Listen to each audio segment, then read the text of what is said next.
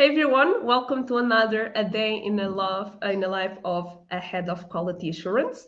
Today we have Sima for Huddle, we have Nicola from Adarga, and we have Bogdan from Affinity. So my name is Mafalda, I work for Wonderway, and we are doing these weekly chats with different departments to better understand how they work, what their priorities are, what's their challenges, and to better understand how each one of us can work with one another. So I'll let my guests introduce themselves. So Sima, feel free to introduce yourself. Hi, I'm Seema Prabhu. I'm the director of QA at Huddle. I've been a tester for 17, 18 years now, and over the years, being hands-on, learning from different domains that I've been working on, eventually moved on to becoming an engineering manager and then a coach in agile coaching, and now here at Huddle. So it's been a very interesting journey, and I'm happy to talk about it today. Thank you. Thank you so much, Sima. How about you, Nicola? Well, lovely introduction, Seema. My name's Nicola Martin. I'm head of quality engineering at Adarga. A bit like Seema, I've been in testing and tech for a long time. Actually, I counted this year 23 years. Oh, So, wow. yeah, so quite a long time, various different roles, but ultimately staying within the testing space. And yeah, that's pretty much it for me. Lovely. Thank you so much for being here. Bogdan, last but not least. Hi everyone, I'm Bogdan. I'm head of QA engineering at Affinity, which is an applied science company using deep learning and behavioral psychology to eliminate the need for queuing on customer contacts. And I've been in a number of companies before, Orange, Apple, Marks and Spencer's. Longest tenure was in Apple by far.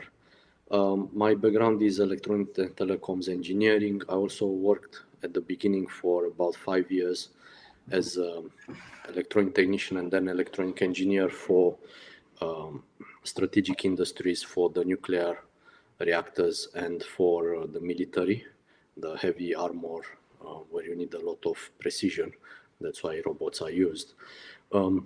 Later on, I moved to computer telephone integration. I worked with Genesis a lot in the past, about 15, so more than 15 years, in fact. In the last 5 years, I added one more area as a side interest, which is artificial intelligence systems and mostly natural language processing, essentially determining the reason for contact, the so-called intent model, and then use that in managing the interaction with the customer in various ways. That's in a nutshell. I also participate in the latest discussions and standards on AI system, which we know there are none right now, on legislation as well, with various groups, mostly on LinkedIn, academics and engineers alike. So that's what I do. At Affinity, it's all about the quality. That's what I do.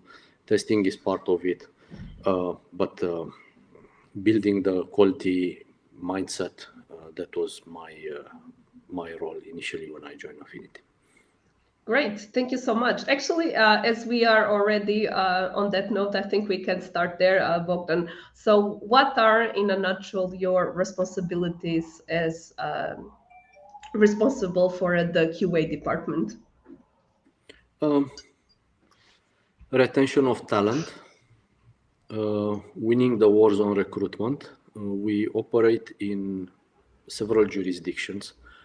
One of the biggest probably is Pakistan, where the market is very different from most of the world. It's similar to India, different in the sense that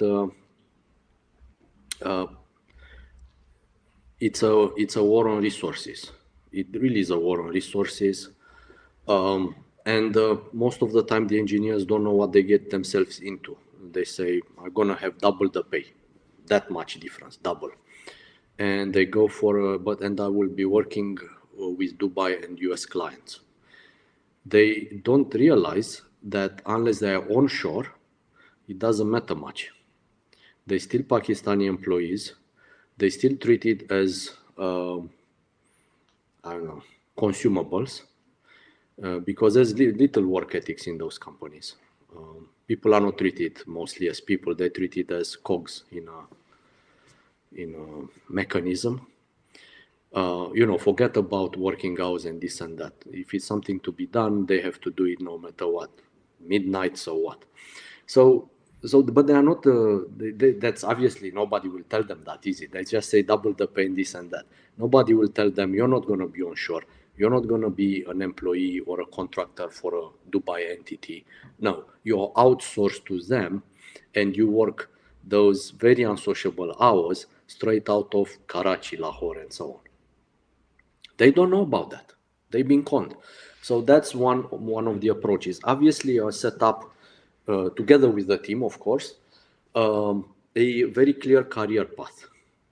So people know, not only what Affinity stands for, but what quality means for Affinity and what that means for them in tangible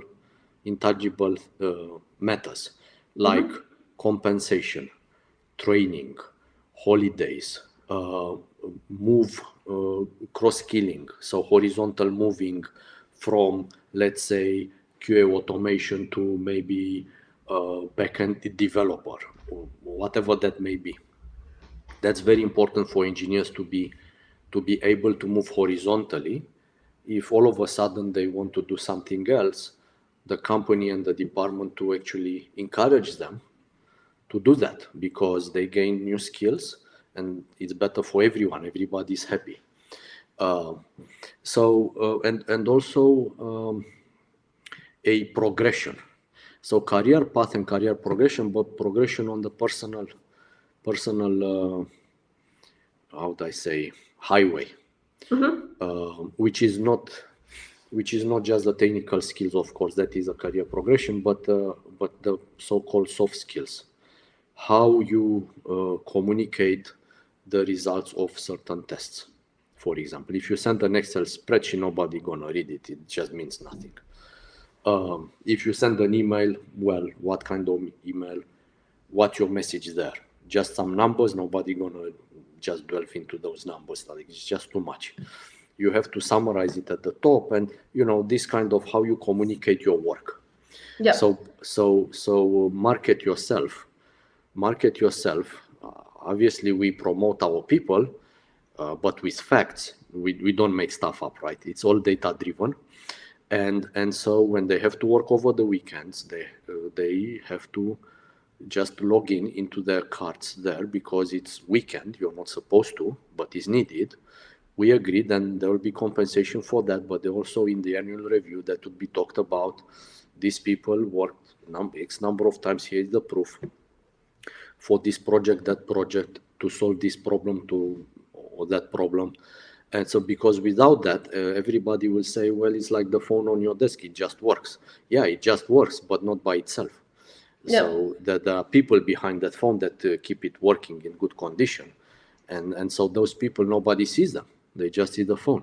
So no, you should not expect people working at midnight as a matter of fact, as like the normal, or during weekend, unless it's something that important and that gets recognized, and not just a pat on the back and a thank you, more than that. And so this self-fulfillment, this fulfillment of their work, recognizing their work, it's really is putting it forward. And also Absolutely. The promotion aspect. You have to negotiate the promotions in the annual reviews. And of course, you have to argue with the SVPs and the CTO and so on. And yeah, you're going to argue, but with data, with proof. And they will ask, leadership ask interesting questions about the case. If you have answers to those questions, then the promotion is assured.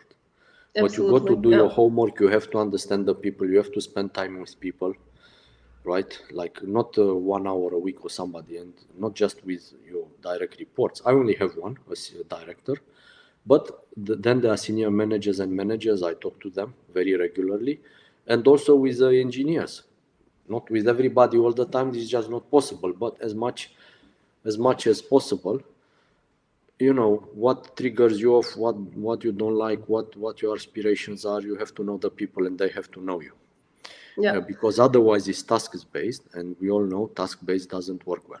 In fact, it works very badly indeed. And because people are not bought into the mission, they just do it because they have to, and then they will leave with the first opportunity, because they are people, they are not machines.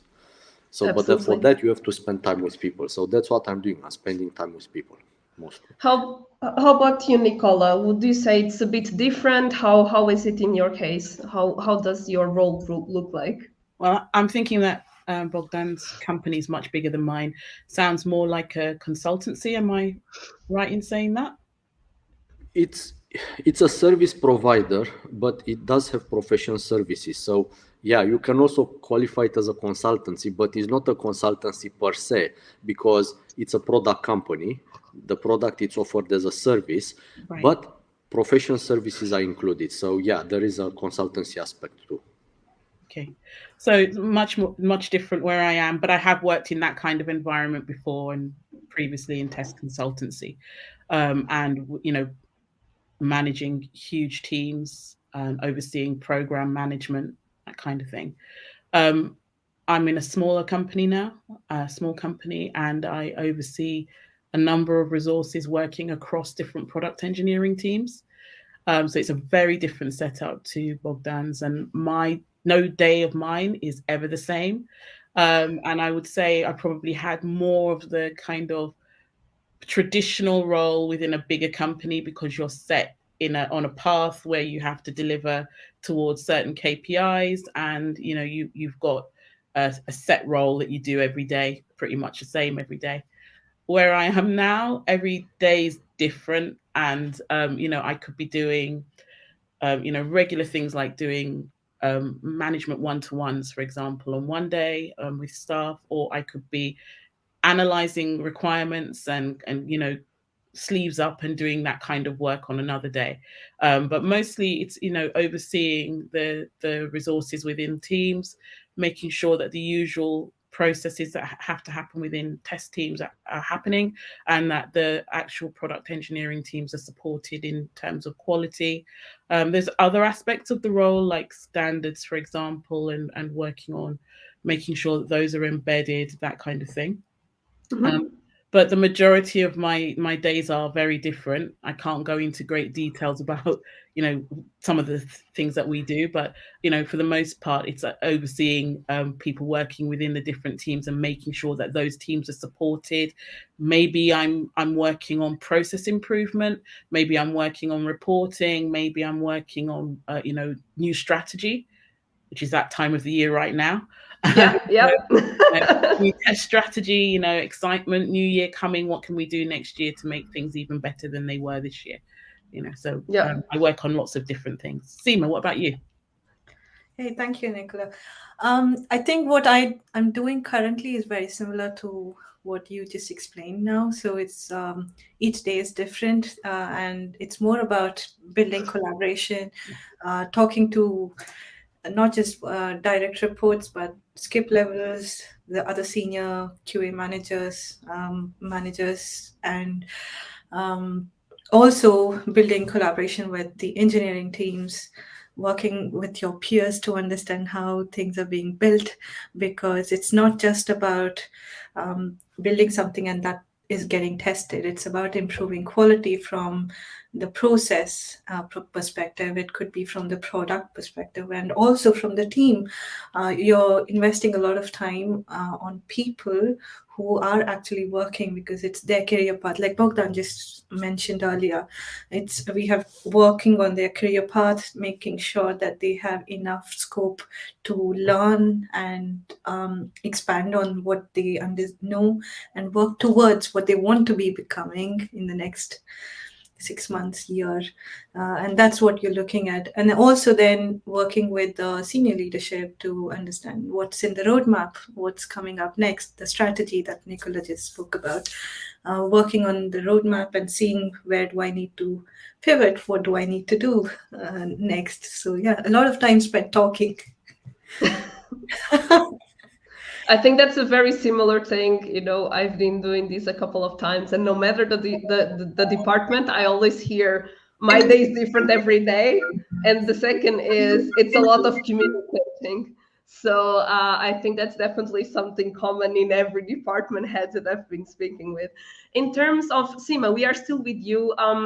Because you mentioned like a roadmap and managing, which KPIs do you look at usually as a head of the QA department? Like I said, how it can be both just from a quality perspective as well as from the whole engineering perspective. So it's not just about looking at, it's not what number of test cases or number of defects. We look at the defects so that it gives us a trend and we can understand where we can look to improve the processes and how earlier we can shift left in terms of preventing the defects rather than it happening afterwards and then just giving a numbers. It's also about from the point where a requirement comes in, there's an idea, there's a roadmap. From that point, how quickly can we get it to production? And what are our roadblocks? So it's a variety of KPIs that we work towards. It's both from a delivery perspective, from engineering perspective, whether it's flow metrics, the DORA metrics, and then we also look at it from a team health perspective. How's the sprint? How's our team working? Are they happy working in it? What are their biggest blockers? So we look at those space metrics as well, and of course trends, variety of trends that will help us understand which direction do we move. Yeah, I see.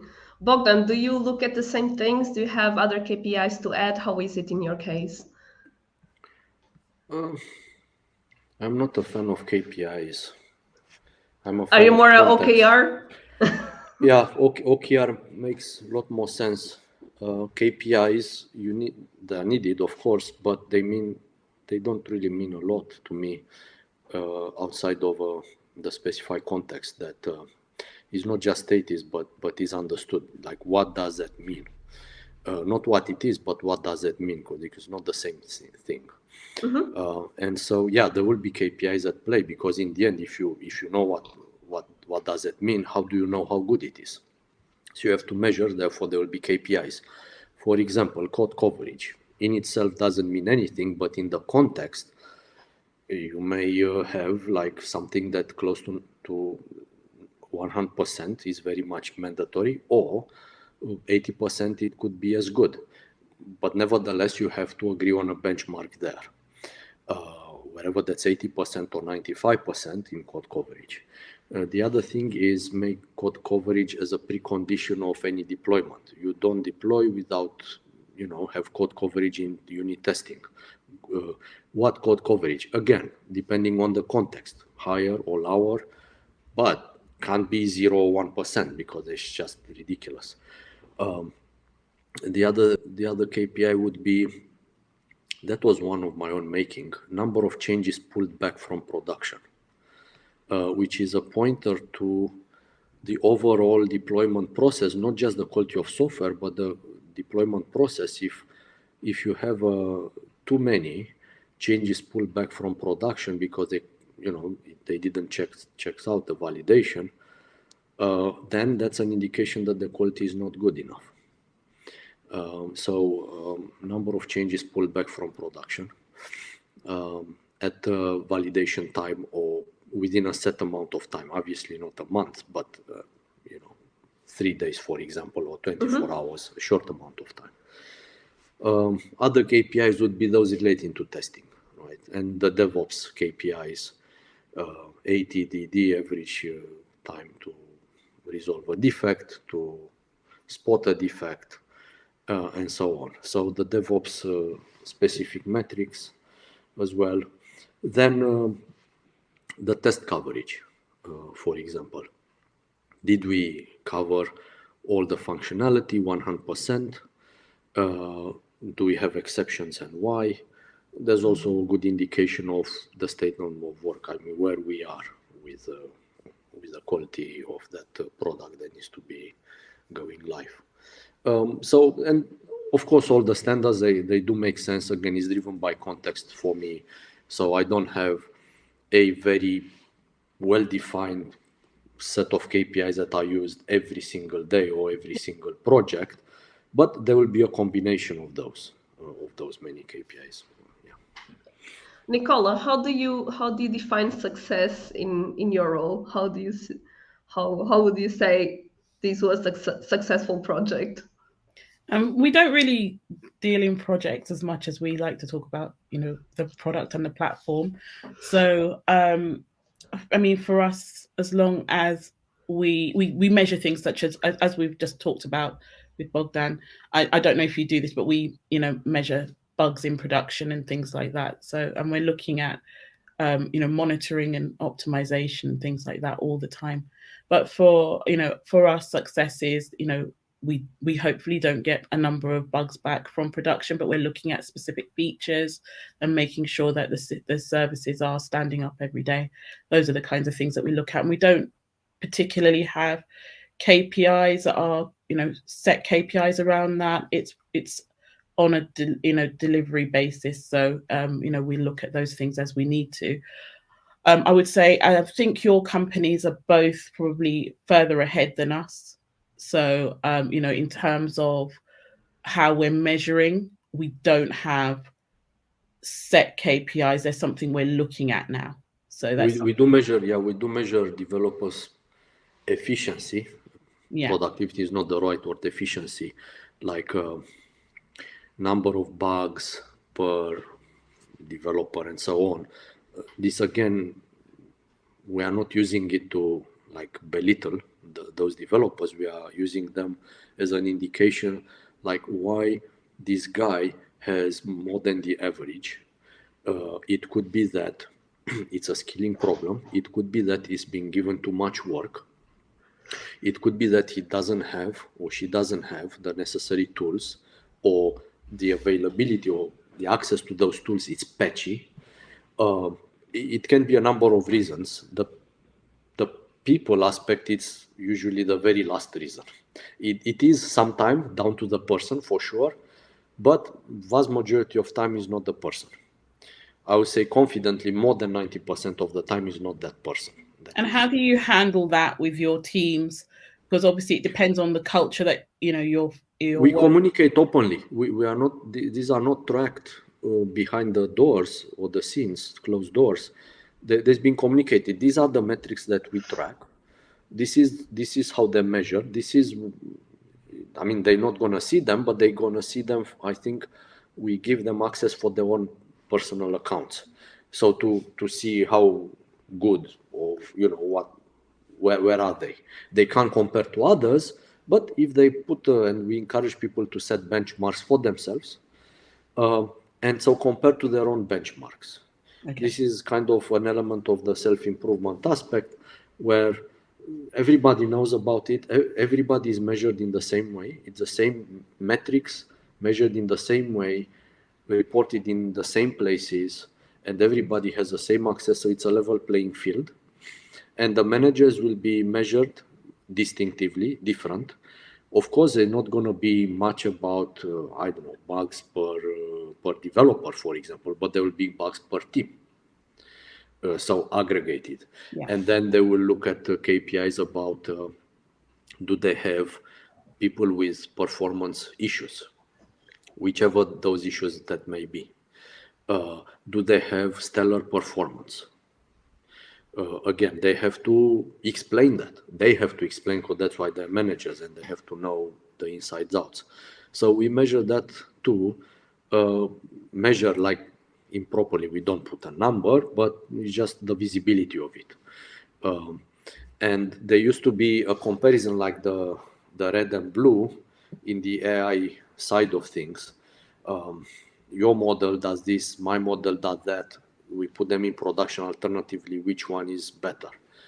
And that was discontinued because it was causing a lot of unnecessary stress for people because they're competing with each other, but they were also rewarded based on that.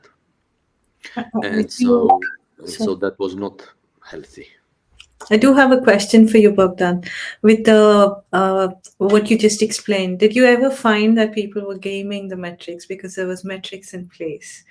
They tried, but there's like usually they couldn't, because how you gonna game if you have a bug? Who wrote that code? You can't game it. You have an account, you logged in, you committed. So whoever committed, they committed the bugs, right? And so yeah, but in other aspects they try to game it. It was fairly rare occurrence, but it did happen. But we took some countermeasures, so nobody could sex up the metrics, because otherwise there will be an unfair advantage. Is it? Do you find, Bogdan? Do you find that this kind of approach encourages a more competitive atmosphere amongst the teams, because obviously everybody knows they're trying to outdo somebody else to make sure they get less bugs against tallied against them? Yes, but not between people, because they're not going to know how well others are doing. They don't have access. They only have access to their own performance. So yeah, they will compete with themselves for sure, as long as they have a vision in their minds about what that work means to them, what they want to be, and set some benchmark. I, for example, don't want to have more than X amount of bugs per commit, let's say. And we encourage them to set those personal benchmarks, but they have to be within the framework of the company. So, for example, they can put a more stringent benchmark, but not a more relaxed one. Because again, if it's more relaxed, then why would we even have company benchmarks, right? Anything goes. But if they want to be more stringent with themselves, they are welcome to do so. Well,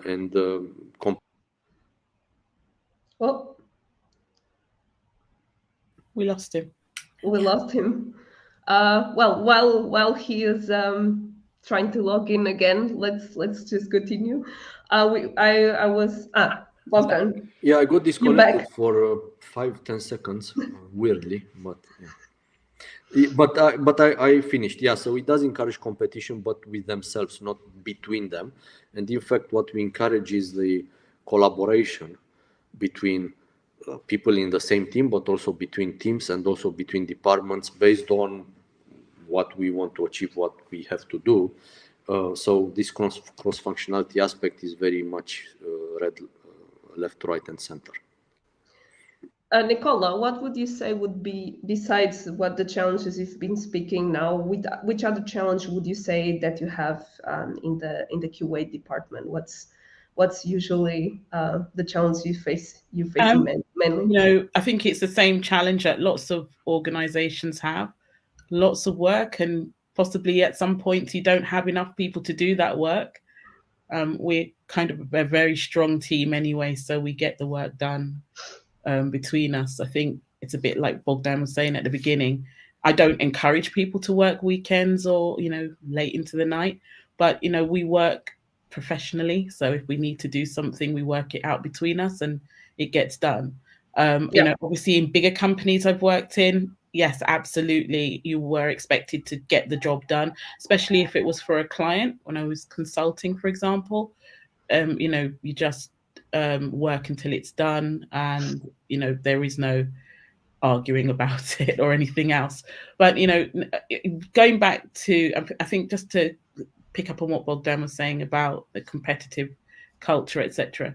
I've also worked in companies where we have like a blameless culture, so we don't call people out based on the number of bugs they raise or something like that, or we don't necessarily call out teams. I think it speaks to the fact that as you mature, though, as a small company, you do have to start to pick up those things and create those KPIs, because investors want to know that information as well. Yeah. Potentially, and now we're seeing this the starting of finance ops teams, for example, and one of their key things will be to make sure that KPIs are being met. So, in other companies that is happening, and so if we don't like KPIs, that may be something that we have to get used to because they're coming. And in other companies I've worked in over the years, possibly not where they're practicing agile, but certainly in banks, etc., they do work to KPIs, and that's something that they do, and it's just something you're used to. It happens, and you feed into those metrics because they're required. I think every company, every area of industry is just very different. Yeah. Seema, I see you're nodding a lot. Yeah, because we do have OKRs, but to work towards the OKRs, there's also metrics that we need to keep constantly evaluating ourselves to make sure we are reaching there, and how are we reaching there, and that's where the metrics comes in handy for us. Yeah, I see. Yeah. And I always like to ask, so in this part, so you have those challenges that that you mentioned on your role. How do you get, let's say, inspired, right? So how do you keep up with the trends in your day-to-day job to be able, to apply to your teams and get better and solve those challenges? Seema, you can stay with you. Okay, so I love reading. I read a lot of books regularly. And it doesn't necessarily have to be about testing, because testing is you're thinking out of the box. So you have to know different things, and sometimes ideas come from you're reading something and a light bulb moment happens, and you can then apply it where what you're doing. And I also read a lot about communication and building teams and people and behavior. So that's one thing. I'm also part of some community groups where I read up about some of the things that are shared. And that's mostly how I keep myself busy with. Great. How about you, Nicola? Oh, I didn't mention at the beginning that yeah, like Seema says, I'm part of some community groups. So I'm actually vice chair for the special interest group in software testing at the British Computer Society. It's part of their member group. So I volunteer for that with them as well. And that gives me access to lots of stuff that's coming up in terms of testing. I get to speak at events, and outside of the group, I also do speaking at events and things like that. So kind of always kept up to date with what's happening. Organically, right? Yeah, and also organically from going beyond testing, in the quality area as well, and also beyond that, as just going to women in tech events and speaking at those, and it really does help to keep you up to date. I also mentor, so mentoring actually gives you a lot of knowledge and information, especially if you're mentoring people who also work in your space, and that kind of reverse mentoring as well. So I'm quite up the ladder, but I mentor people who are just starting out, for example, and I actually get lots and lots of input from them, and it's things I never expected to gain at this point in my career, but it's a really good insight into what's happening on the ground, really, and I love doing that. That's how I agree. In my area as well, I'm learning a lot when I'm teaching or helping out people. So you get a lot of information as well. So I cannot agree more. How about you, Bogdan? How do you get inspired? It's similar, on the same lines as Nicola and Seema talked about. Instead of mentoring, I coach on a regular basis, like a day-to-day, essentially each discussion, which is a sort of a coaching session when I talk to engineers which are less senior. This is all based on their aspirations, what they want to become. Many times they don't see it. I mean, they don't know where to go next. They know what they want to become, but they don't know the steps to make and where to start, maybe, or how to continue, or how to go past the boulder, things like that. But these are not formal coaching sessions. Like the moment you put a label on something, you rest assured that's not going to happen. You say this is a mentoring session. No, it's not, because you mention it. This is a coaching session. No, it's not, because you mention it. You do not state the obvious. Obvious. So informality works a lot better from my experience. From maybe the environment, if it's an informal environment, or maybe a formal environment, but it's a discussion based on a delivery. But that's also a really, really big opportunity to coach people, certain people.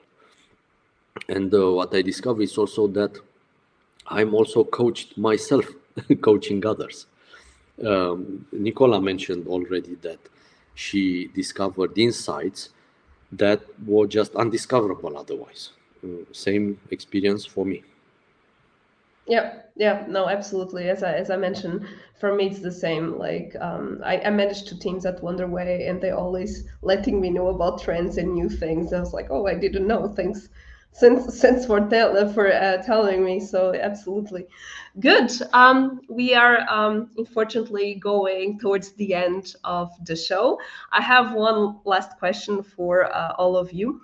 So this part of the show is basically I show you an email that was supposedly written to the QA department, and we get your live, blunt, honest, brutal feedback about it to see if it actually, talked to you or like not really.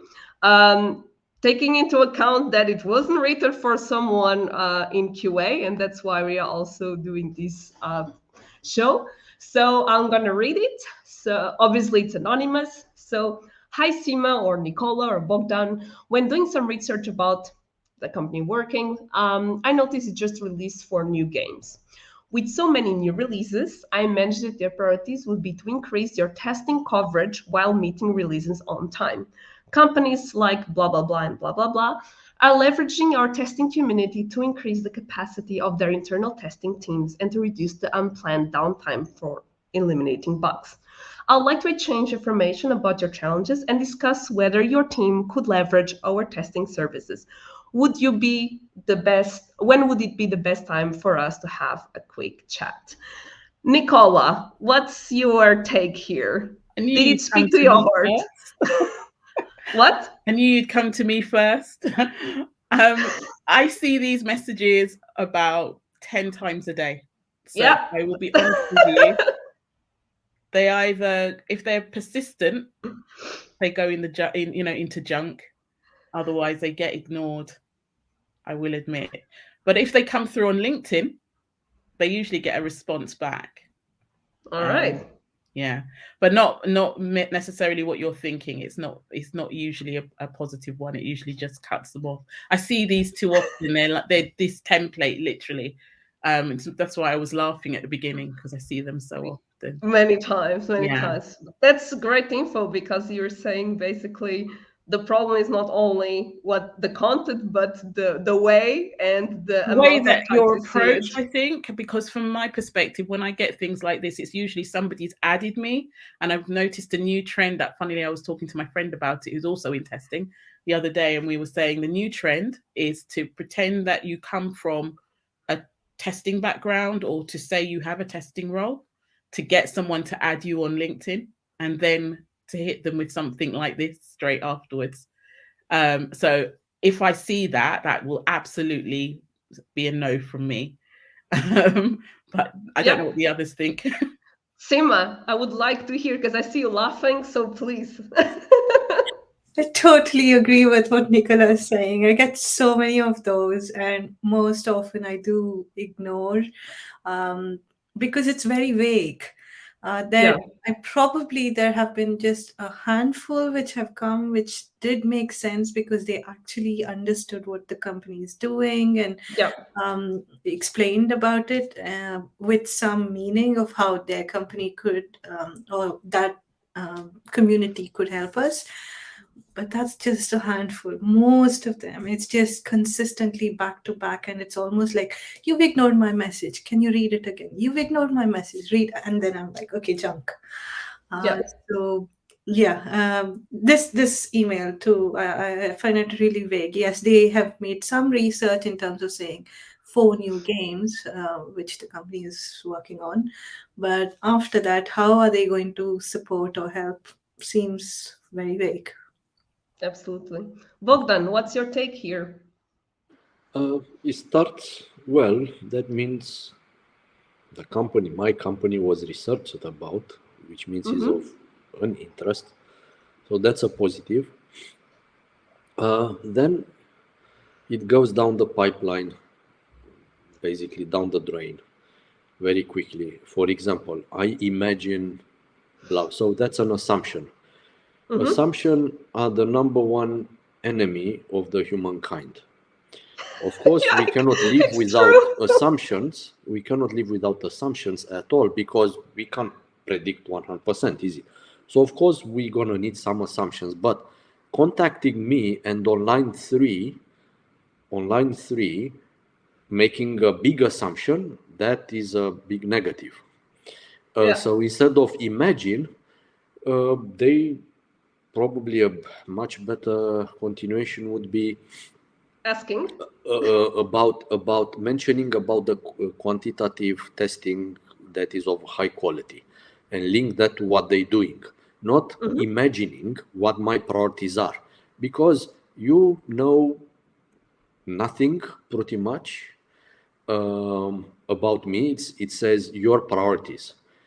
So I take it's my priorities as part of my company, but not the priorities of my company overall, right? Because this is about testing. Therefore, it's going to be about QA. Therefore, it's my priorities. So you don't know me because you just connected, but yet you make a big assumption. That's really, really bad. But it can be reformulated into a positive. Um, Again, then it says companies like, and gives two companies that probably are some very significant names in the industry, are leveraging our testing community to increase blah blah blah. This is a empty statement that means nothing, because I can say the same about so many partners I work with, but it's an Yeah. empty statement, right? It's a very generic time wasting and paper wasting statement. So you got to put something more concrete. Uh, Company one and company two to do, I don't know, something out of ordinary. What is that something out of ordinary? Automating 100% of regression testing in 3 months, uh, performing in excess of 10,000 regression tests every week. I don't know, something like that, something out of ordinary. Yeah. Uh, and then in the end, I mean, that probably is the worst one, the very end, the very last line. When The would be call the to best time for action. us to have a quick chat? No, no. Why? Because you're not introduced each other, right?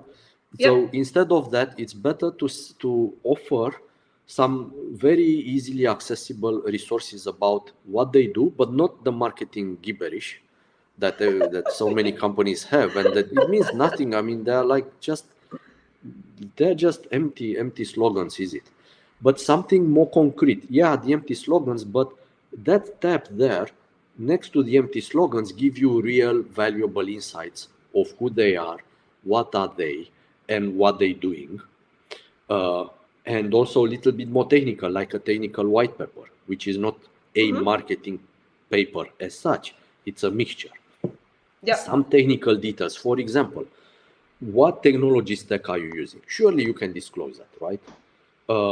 If are you on cloud premise both, and what cloud? All clouds, AWS, what is that? That's important to know. Don't tell me that, well, you deliver unparalleled, blah, blah, blah. Everybody says that. Yeah. Um, The leading so, so, provider, so right? that's those are the bad. It starts well, but immediately after that, it goes down the drain big time. Yeah. Perfect. There's one email that caught my eye once is when that company provided me with not just how are they going to support us, but also gave me a link to their application with a trial for 2 days, saying just have a look and then if you like it, let's catch up and talk about it. I thought Yeah. that was really nice. That is It's an good. easy one, right? Yeah, Yeah. that is good, and companies start doing that, at least more and more. Before, nobody was doing it. Now there are quite a few. So that is good. Some of them give you even more, even a week or more than 2 days, just to see it. Obviously, it's something that works 100% and is not like real life and all. It's a lab. Nonetheless, you have very valuable insights in there. You can experience firsthand, and you're gonna have questions to the point. So that's a good thing. But again, not with that kind of text, not that with that kind of introduction Yeah, that we've seen. great. Nicola, Sima, Bogdan, thank you so much once again for all your amazing insights. I'm sure the audience who's been listening to the episodes, many of them have no idea what the QA department does, and I'm sure that now we all way more clarified. So thank you so much once again for taking your time, and I'll see you around on LinkedIn. Thank you. Thank you, Mafalda. Thank you. Thank you. Thank you so much. Thank you. you. Ciao, ciao. Bye. Bye. Nice meeting you all.